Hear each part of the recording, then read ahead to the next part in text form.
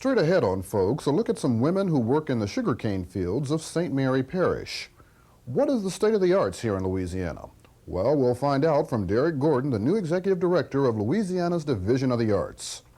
Sonya Masingale will close out the show with a report on art for the visually impaired. Hello everyone, I'm Rob Hinton. We'll have those stories and more today on Folks. Everybody says folks, just plain old folks. Everybody just people all over the world. Folks who live, folks got to give, folks got to care, ooh, folks got to share. Our world is small, so very small. What touches one of all, ooh, touches us all. So stay alive, just to survive. Folks got to be in harmony. Everybody just folks. Just plain old folks. Just plain old folks. Everybody just folks. Everybody just folks. Just plain old folks. Just plain old folks. Everybody just folks.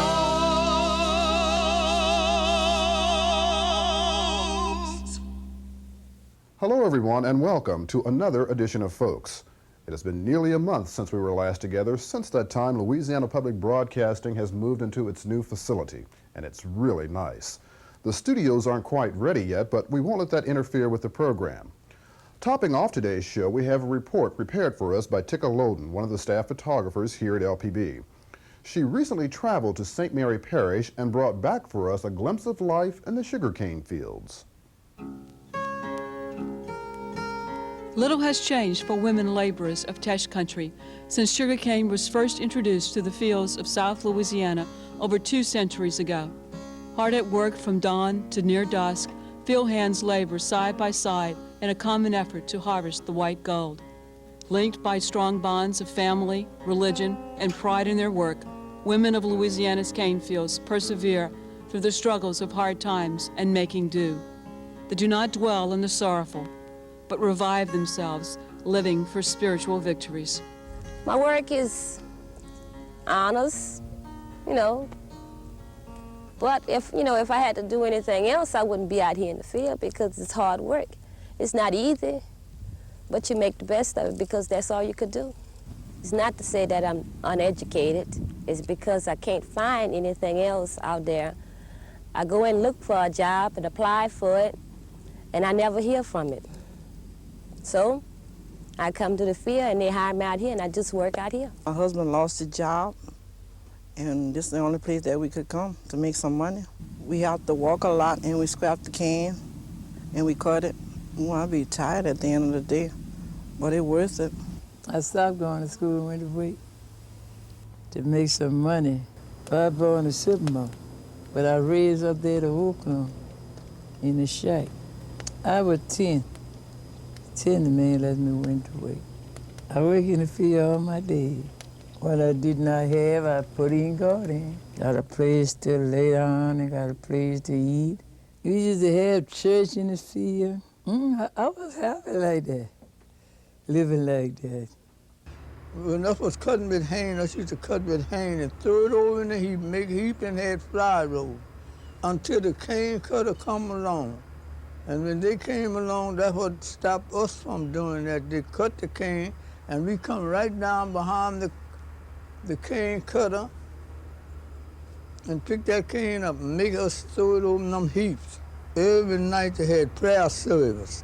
And us used to go to prayer service with our mother. That day, that was on June the 25th when they baptized us. We had to put on our long white gown, tie our heads up, tie that around our legs some white string.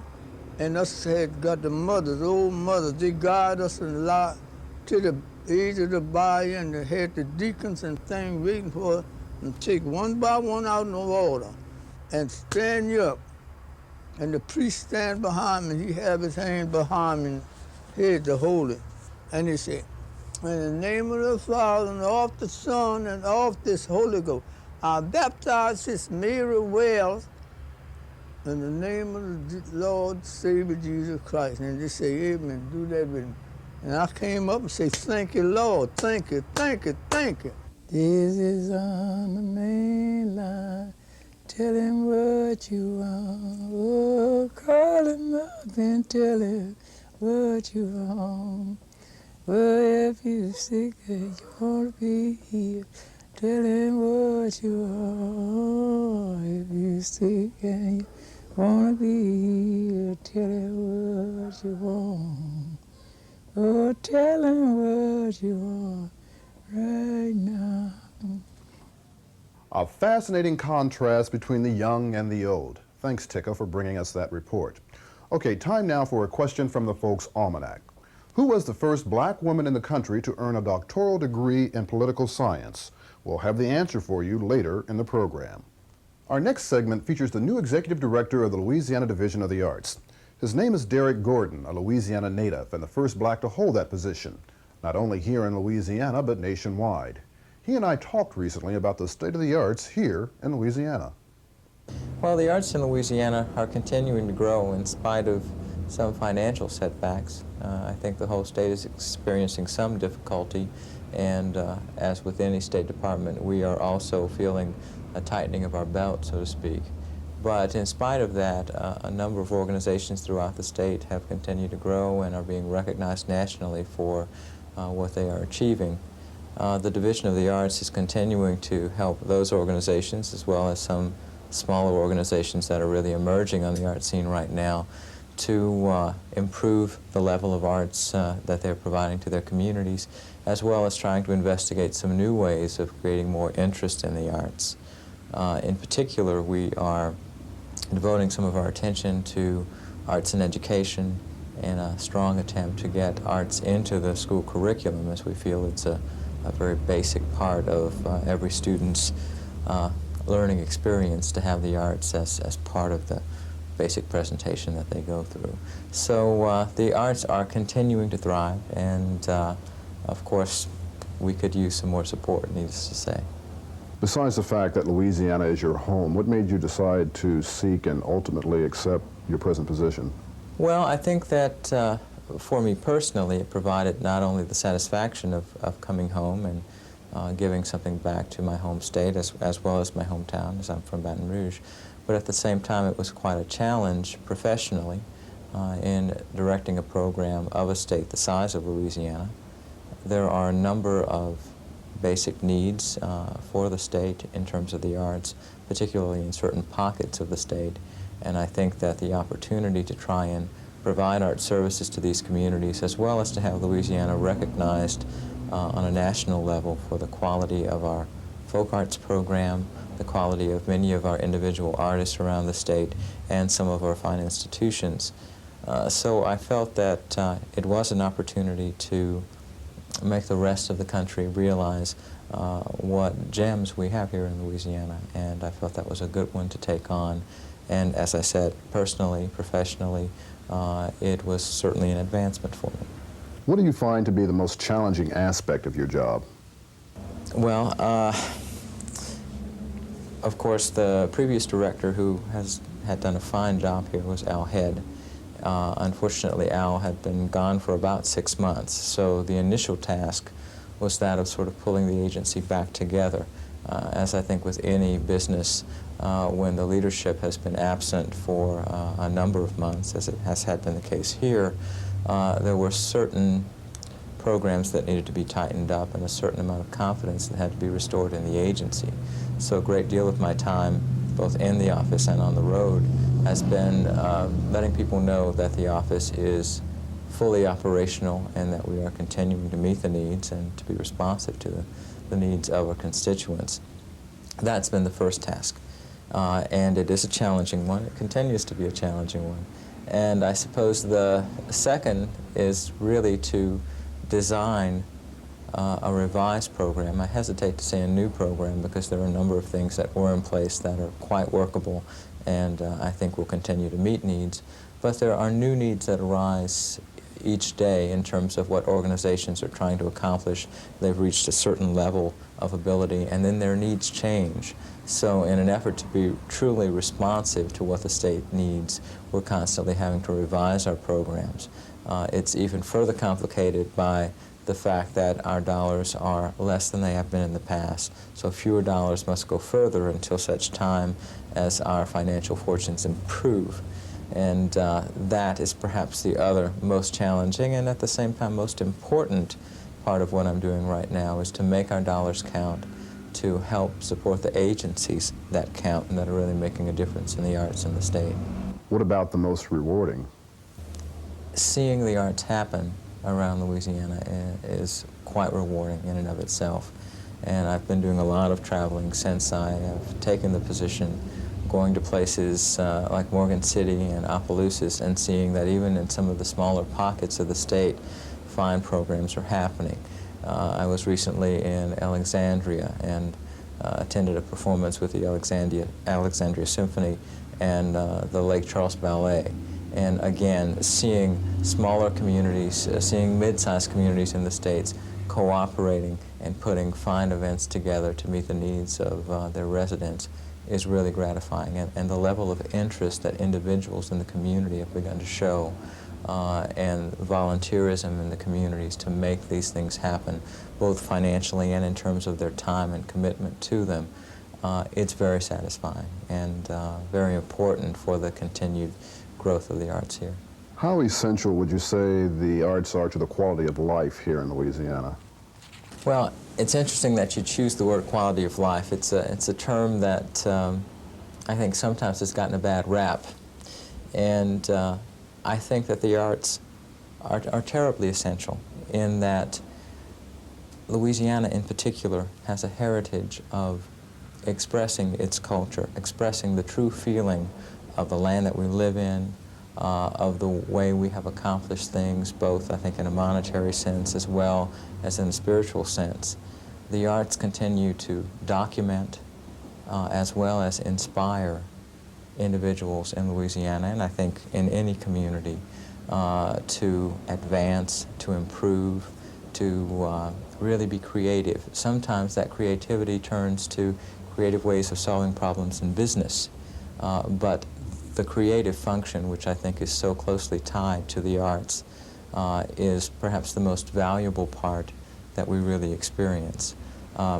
Having exposure to programs, being able to make an educated choice in that whether you like popular music or classical music, whether you like modern dance or formal ballet, but having the exposure, having that information to draw upon, I think really makes well-rounded citizens. It gives them an understanding of history, of the past, images that through the arts are emblazoned in our minds, are never to be forgotten, and I think can really help us in just about anything that we're doing. So in that sense, I think it is a basic part, and that goes along with our approach to the arts as a basic part of education in the state. How much of a role should public dollars play in supporting the arts? Well, personally, as well as I think the opinion of the Division of the Arts and the Louisiana State Arts Council, is that our role in terms of the state is one to encourage and support. The public dollars should not be, and when I say public, I'm referring to state and municipal dollars, they should not be the primary source of support. But indeed, the good health of the arts in a community and in the state truly affect the financial future of that state and community. We do have an impact on the economy of our communities and the state as a whole, and so it's appropriate that a reasonable percentage of the support come from the state.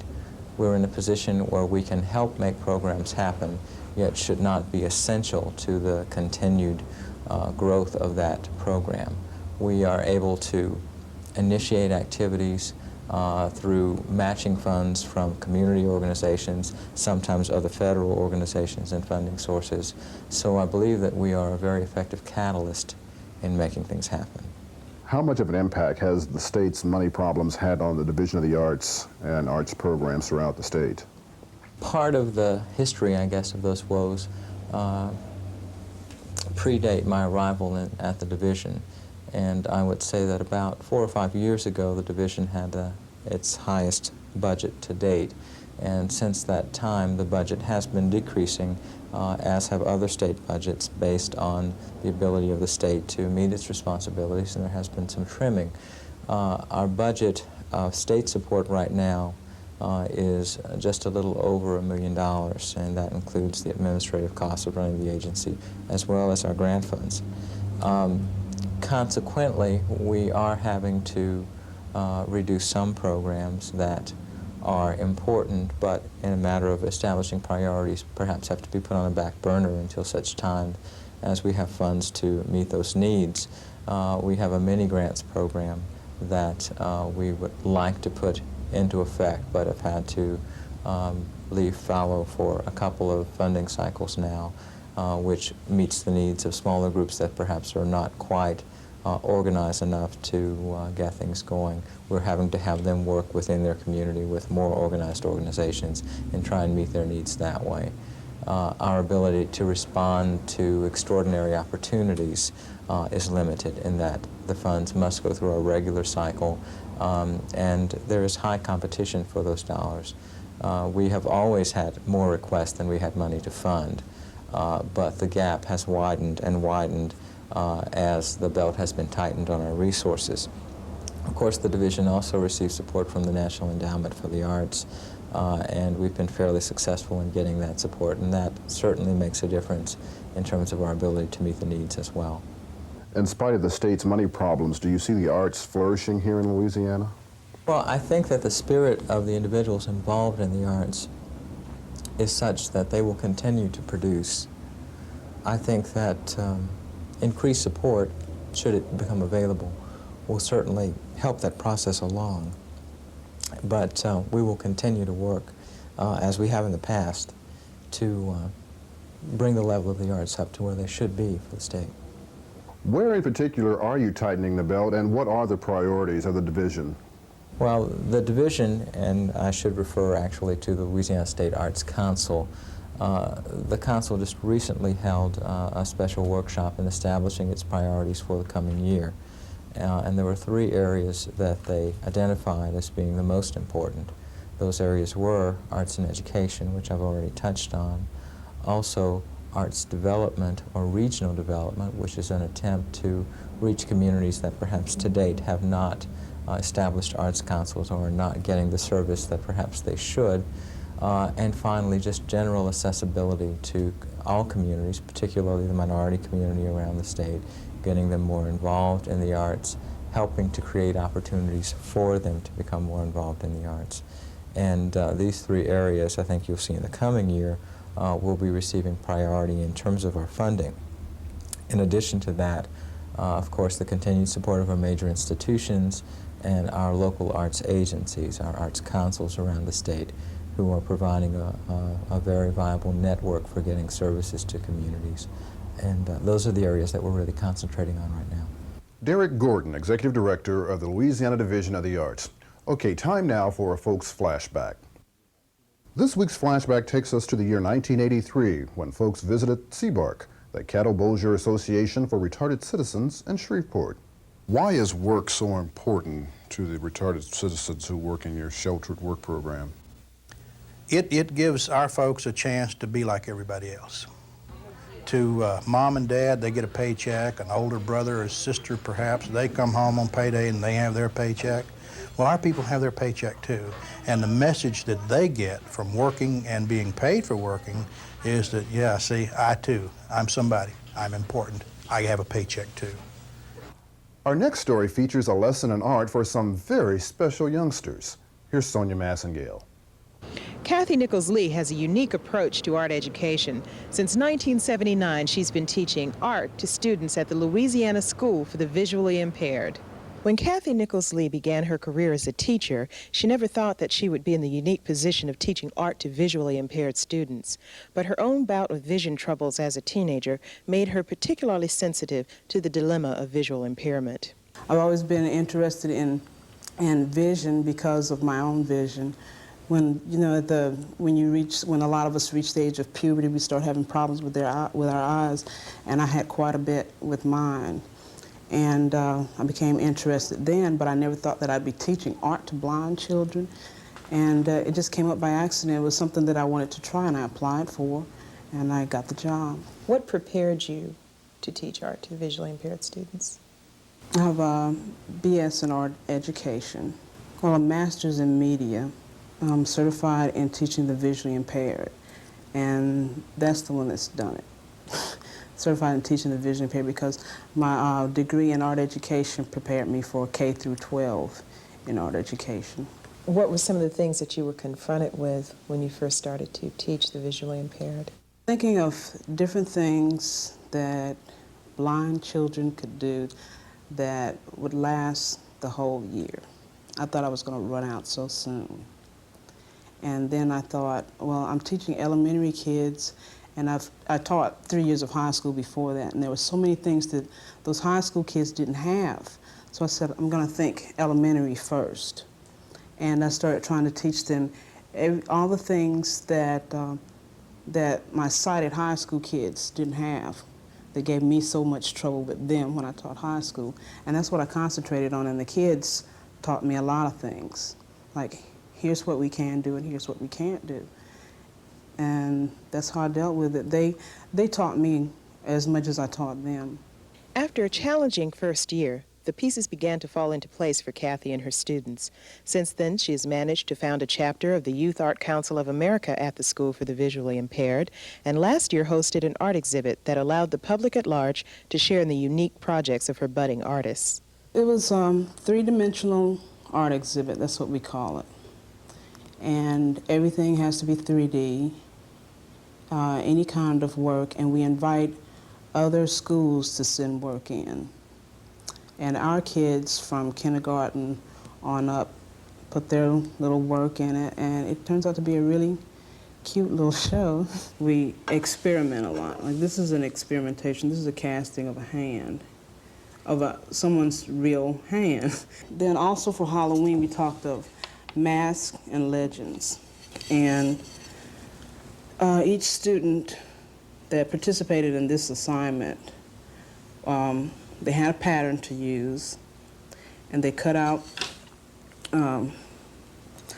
just the eyes and the mouth and the shape of the face.